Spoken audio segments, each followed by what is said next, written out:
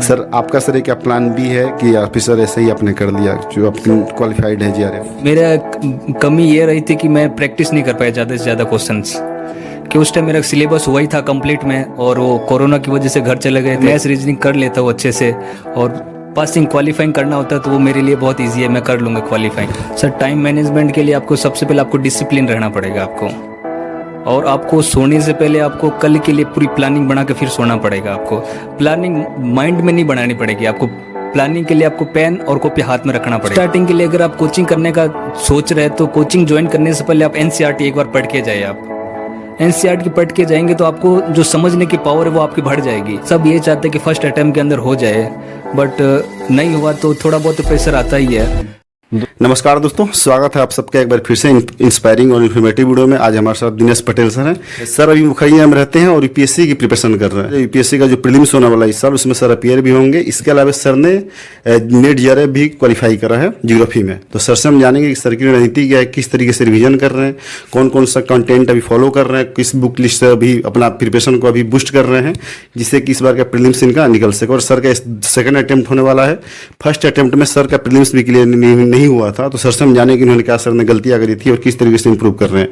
तो इस वीडियो को लाइक करें और शेयर कर, चैनल सपोर्ट के चैनल को सब्सक्राइब करना भूलें। सर सबसे पहले मैं स्वागत करते हैं, पूरे प्रोसेस समय निकाला। सर अपने बारे में थोड़ा बताएं।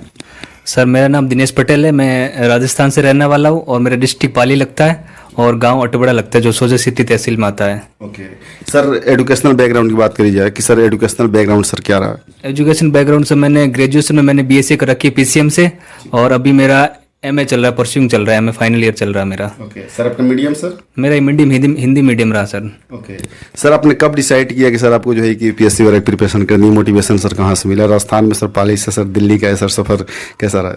सर मेरा अचानक से तो यूपीएससी का शुरू से प्लान नहीं था मेरा। तो जब मैं बीएससी की तो मेरा प्लान तो एमएससी करने का था फिजिक्स के अंदर, बट मेरे जो सर है ना, फिजिक्स वाले सर ने बोला था कि एक बार यूपीएससी ट्राई करो, आप ब्रिलियंट बच्चे हो, मैं शुरू से टॉपर रहा हूँ, तो मैं सोचा एक बार ट्राई करता है यूपीएससी का।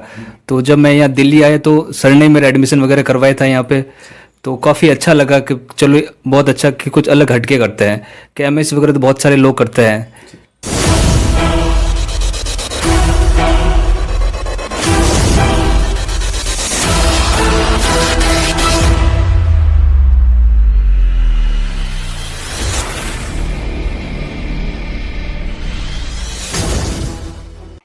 दोस्तों, आपने जो अभी ये छोटा सा वीडियो क्लिप देखा, वो क्लिप प्रतिज्ञा दिवस की है, जो कि आप सभी यूपीएससी एस्पिरेंट्स के लिए 18 मई को लॉन्च हो रहा है।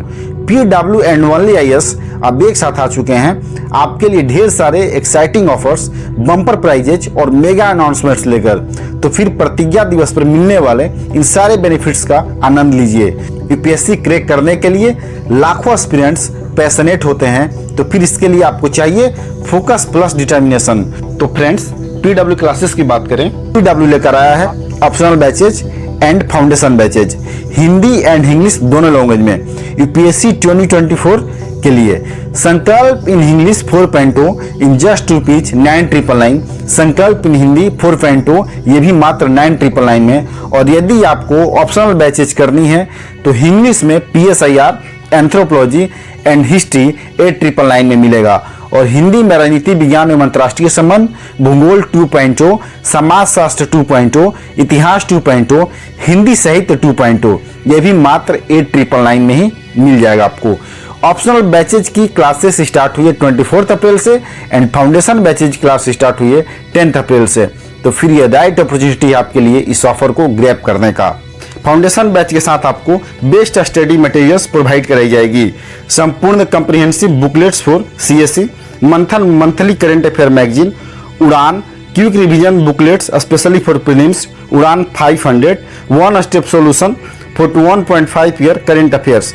सो फ्रेंड्स, PW कोर्स परचेज करने के लिए डिस्क्रिप्शन में दिए PW लिंक पर क्लिक कीजिए, और यदि आप मेरा कूपन कोड SW500 यूज करेंगे तो आपको 500 रुपीज़ का इंस्टेंट डिस्काउंट मिले। और हाँ, 18 मई को ध्यान में रख लीजिए, उस दिन आपको बहुत सारे सरप्राइजेज मिलने वाले हैं। डिटेल्स में जानने के लिए प्रतिज्ञा दिवस की वीडियो लिंक इस वीडियो के डिस्क्रिप्शन में है, उसे आप जरूर देखिएगा। Thank you so much. Sir अब आएंगे सर यूपीएससी की थोड़ी सी जर्नी की सर बात करेंगे कि सर यूपीएससी में सर फर्स्ट अटेम्प्ट में सर आपका प्रीलिम्स भी नहीं हुआ था। सर आपने सर अब तक सर ये रियलाइज किया होगा कि सर आपकी क्या कमी आ रही, क्या गलती आ रही, सर कौन सा एरिया जिस पर आप काम कर रहे हैं? सर मेरा कमी ये रही थी कि मैं प्रैक्टिस नहीं कर पाया ज़्यादा से ज़्यादा क्वेश्चंस, कि उस टाइम मेरा सिलेबस हुआ ही था कंप्लीट में, और वो कोरोना की वजह से घर चले गए थे तो मटेरियल मिल नहीं पाया था। उस टाइम ऑनलाइन वगैरह सब बंद हो गए, तो ऑनलाइन भी नहीं मंगा सकते थे अपन।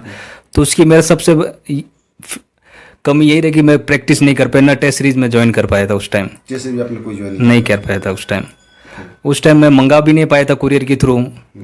इसकी वजह से मेरा रह गया था पिछली बार, रिवीजन मिस्टेक हो गया था मेरा। तो सर अभी सर रिवीजन जैसे आप कर रहे होंगे सर, उसको कैसे सर कर रहे हैं, किस तरह से सेगमेंटलाइज किया सर, उसको किस तरीके से पार्ट में आपने डिवाइड करा सर? बेसिकली सर वो क्या सर मेथड है रिवीजन करने का आपका? सर रिवीजन का मेथड यही है कि आप कम से कम, मैं डेली का 2 से 3 घंटे में रिवीजन करता हूँ जो मैंने पढ़ रखा है, और सप्ताह के अंदर सिर्फ संडे को मैं ओनली फॉर रिवीजन का रखता हूँ मैं, और महीने के लास्ट के 2 या 3 दिन जो पूरा महीने भर पढ़ा है उसको मैं कंक्लूड करता वापस पूरा से रिवीजन करता हूँ। इससे मेरा अच्छा चल रहा है काफ़ी। और टेस्ट सीरीज में 2-3 लगा रखी है, जैसे दृष्टि की हो गई, ओनली आईएएस हो गई और विजन हो गई, ये तीनों टेस्ट सीरीज में लगा रहा हूँ अभी। सर हिंदी मीडियम सर आप हिंदी मीडियम सर आप बिलोंग करते हैं सर, उससे अभी सर आपको यूपीएससी भी देना है सर। सी सेट सर बहुत बड़ा मतलब कि एक हर्डल्स माना जा रहा है कि यूपीएससी में मतलब प्रीलिम्स के लिए क्रैक करने में, तो सर सी सेट को सर कैसे क्वालिफाइंग किया जाए, उस पर सर कैसे काम करा जाए? सर सी सेट के लिए देखा जाए तो सर अब देख के ट्रेंड देखो तो अभी काफ़ी टफ आ रहा है सी सेट का पेपर।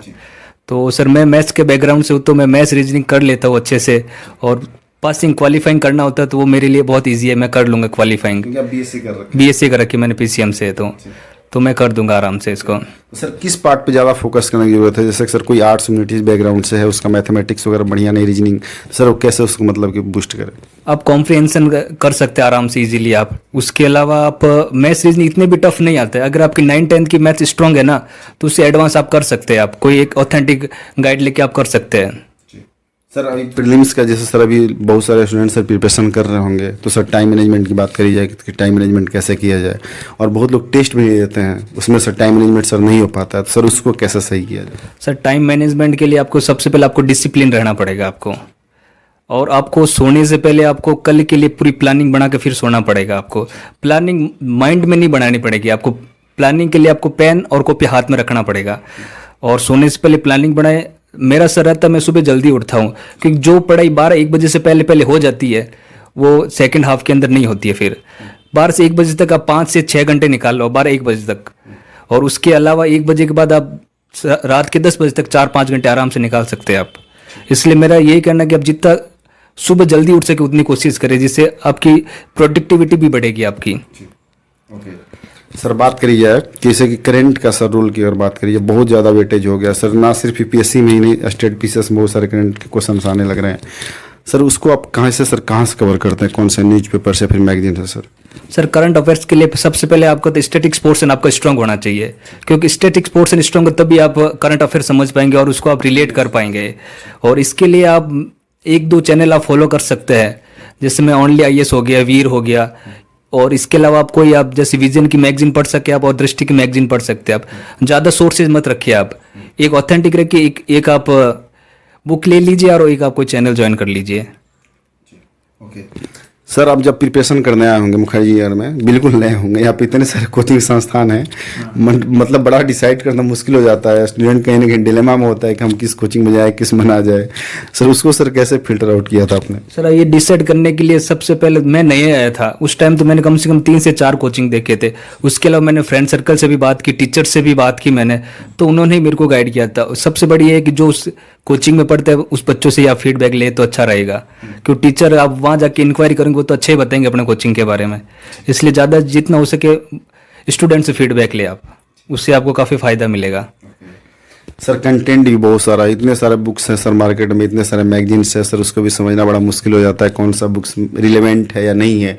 सर उसको सर बेसिकली सर वो क्या स्किल होना चाहिए उसको समझने के लिए? सर रिलेवेंट तो मार्क है, बहुत बिखराव बहुत है। यूपीएससी के लिए आपको क्या पढ़ना है और क्या छोड़ना है, पढ़ना मतलब ज़्यादा छोड़ना पड़ेगा आपको, अगर आपको सिलेक्शन चाहिए। सब कुछ नहीं पढ़ सकते आप, ऑथेंटिक बुक रखो आप, एनसीईआरटी पढ़ो आप, उसके अलावा 1-2 गाइड आप ऑथेंटिक रख सकते हैं। और ज़्यादा मैं तो ये कहता हूँ एक ही गाइड को आप बार बार पढ़ो। सर कोई भी पब्लिकेशन हो उससे हाँ, उससे मैं ज़्यादा यही है, जैसे पॉलिटिकल लक्ष्मीकांत पढ़ते हैं, सब पढ़ते हैं। हिस्ट्री के लिए जो सतीश चंद्र हो गया, विपिन चंद्रा हो गया, और एंशियंट के लिए रामचरण शर्मा हो गया, सब वही पढ़ते हैं। बस आप उसी को बार और जितना हो सके ज़्यादा से ज़्यादा प्रैक्टिस क्वेश्चन कीजिए आप। सर स्टार्टिंग करते समय जैसे होता है कि हम कहाँ से स्टार्ट करें, बहुत लोग नए होते हैं तो उनको पता नहीं होता है, कोई उनको समझाने वाला नहीं होता है, कोई सीनियर्स नहीं होते हैं, तो कौन सा बुक्स पे ज़्यादा मतलब रिलाई करें स्टार्टिंग के समय सर, तो क्या करना चाहेंगे एस्पिरेंट्स? सर स्टार्टिंग के लिए अगर आप कोचिंग करने का सोच रहे हैं तो कोचिंग ज्वाइन करने से पहले आप एनसीईआरटी एक बार पढ़ के जाइए। आप एनसीईआरटी पढ़ के जाएंगे तो आपको जो समझने की पावर है वो आपकी बढ़ जाएगी। मेरा इसलिए एनसीईआरटी पढ़ कर जाइए आप, तो बहुत फ़ायदा मिलेगा आपको। Thank you so much Dinesh Patel sir, बहुत ही प्रेशियस समय आपने निकाला।